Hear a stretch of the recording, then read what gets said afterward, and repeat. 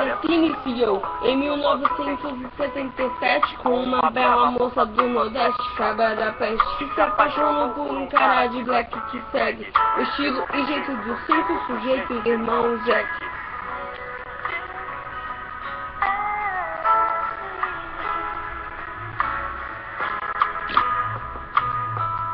Passaram 2 anos, fizeram planos, concretizaram, distribuíram convite pros manos e se casaram. O ano passou muito rápido, mas que raio, foram atropelados na 26 de maio.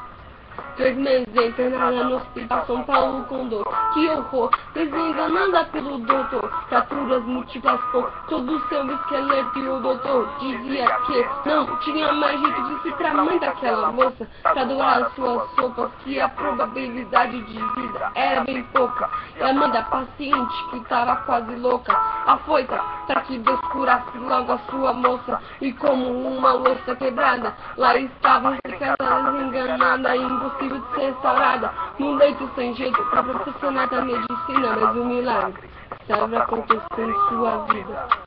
Pode um milagre, enfim, acontecer quando você acreditar,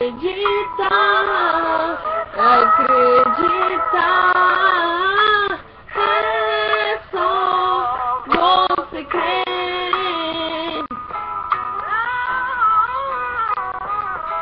Desentubada foi, pois começou a respirar sozinha naquela sala que cheirava muito mal. Tava mal, que cheiro mal, mas isso não importava, o cheiro era nada em relação ao principal.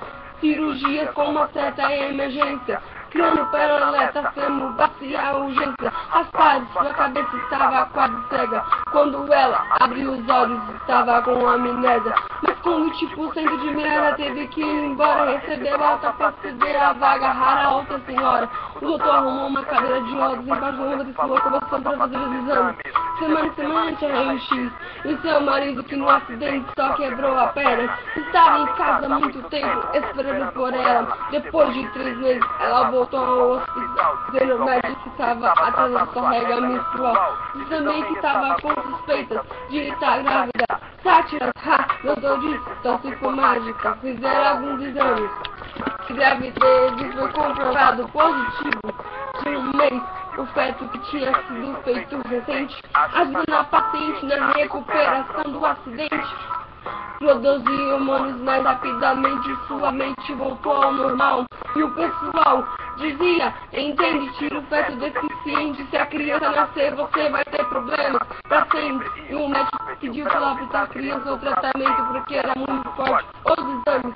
E medicamente disse mais, que se a criança nascesse, teria problemas mentais físicos se não morrer. E que no dia do parto ela também poderia chegar a morrer. Mentira, um milagre estava acontecendo em sua vida. Pode um milagre, enfim, acontecer quando você acreditar,